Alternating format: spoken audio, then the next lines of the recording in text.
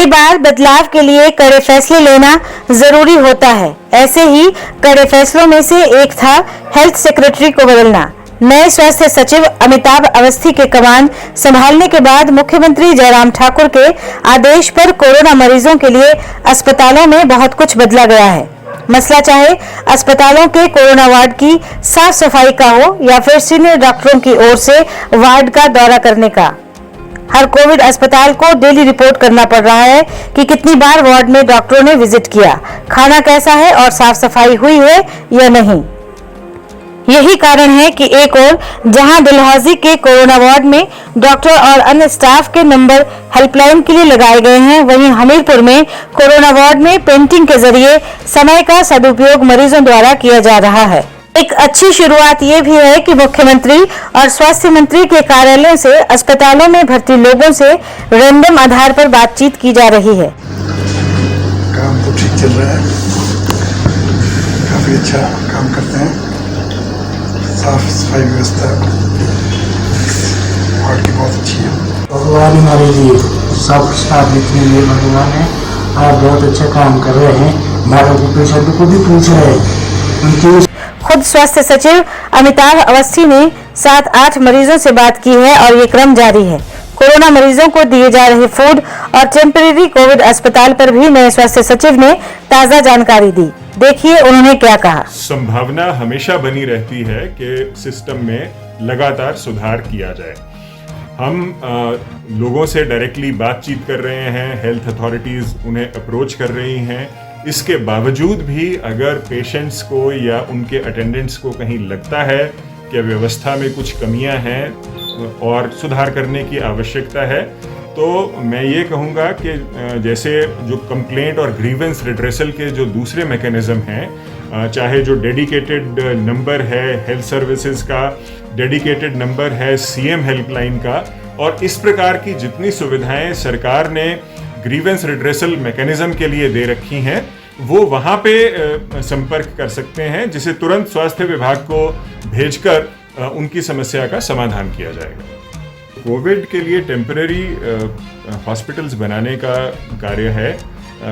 नाहन में सीबीआरआई को हमने ये कार्य सौंपा था। उन्होंने टेंडर इसका जारी कर दिया है, 4 दिन का समय दिया है। लगभग 1 करोड़ रुपए की लागत से वो हॉस्पिटल बनेगा और हमें ये कहा गया है कि 75 लाख रुपए के आसपास CSR से हिंदुस्तान एरोनॉटिक्स लिमिटेड जो है वो उन्हें दे रहा है, CBRI रुड़की को, और जो वायबल गैप फंडिंग है उसे प्रदेश सरकार को देखना पड़ेगा अपने रिसोर्सेज से, जिसके लिए हमने उपायुक्त सिरमौर को कहा है कि वो भी CSR के तहत सिरमौर से जो अतिरिक्त रिक्वायरमेंट है उसे जनरेट करें, ताकि ये पूरे का पूरा जो स्ट्रक्चर है वो वहाँ पर बने। उसी प्रकार से नालागढ़ में भी हम कार्यरत हैं और कांगड़ा में भी हम कार्यरत हैं। हमारा ये प्रयास रहेगा कि इस माह में, अक्टूबर के माह में, हम पूरी कोशिश करके ये जो कोविड के एडिशनल इंफ्रास्ट्रक्चर को हमने एक बूस्ट देना है उसे हम ऑपरेशनल कर दें, और इसके लिए जो मैन पावर रिसोर्सेज हैं उसके बारे में भी इस समय हम संजीदा होकर विचार विमर्श कर रहे हैं कि वो लोग, वो स्टाफ कहाँ से हम वहाँ पर लगाएंगे।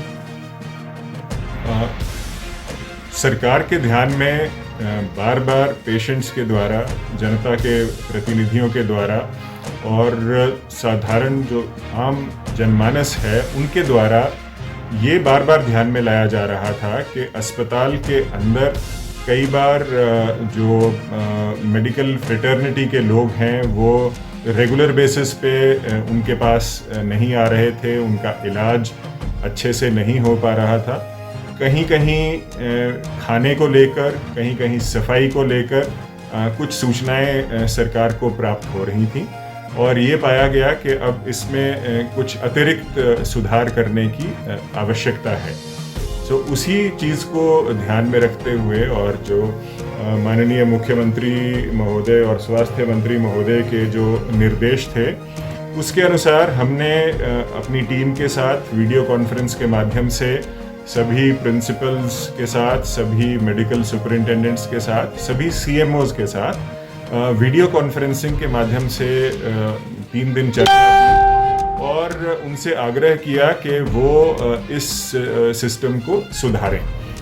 अब हमने सिस्टम ये बनाया है कि जो सीनियर फैकल्टी है और जो डॉक्टर्स हैं सारे मेडिकल कॉलेजेस में और दूसरे अस्पतालों में सुबह और शाम अपनी टीम के साथ 2 बार कोविड पॉजिटिव पेशेंट्स के पास जाएंगे, उनका कुशल क्षेम पूछेंगे, उनमें कॉन्फिडेंस इंस्टिल करने के लिए उनसे बातचीत करेंगे, उन्हें बताएंगे कि उनसे मिलने कौन आया है, उनकी समस्या क्या है और क्या इलाज उनका किया जा रहा है, ताकि किसी प्रकार का कम्युनिकेशन गैप पेशेंट और डॉक्टर के बीच में ना रहे।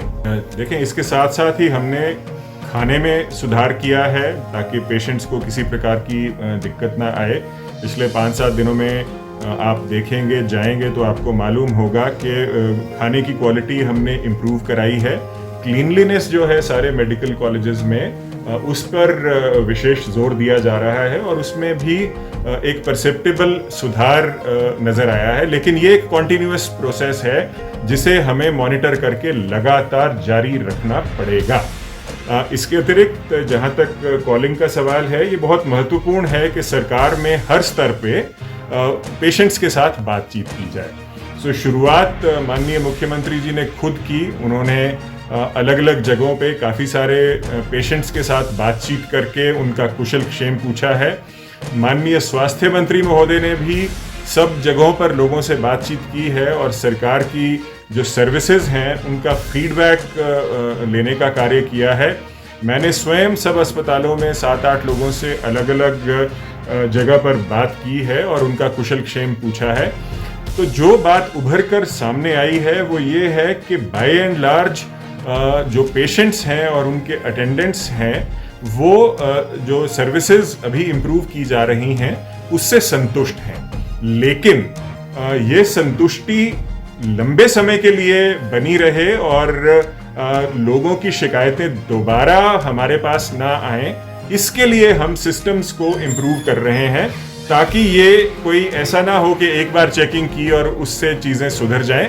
एक लगातार एक प्रोसेस बने, एक सिस्टमिक चेंज आए, इसके लिए सरकार में सब लोग कार्यरत हैं। फिर भी कोरोना वार्ड में भर्ती किसी मरीज के पास कोई शिकायत है तो वो मुख्यमंत्री हेल्पलाइन नंबर 1100 पर संपर्क कर इसे दर्ज करवा सकता है। हिमाचल दस्तक वेब टीवी के लिए शिमला से राजेश मंडोत्रा।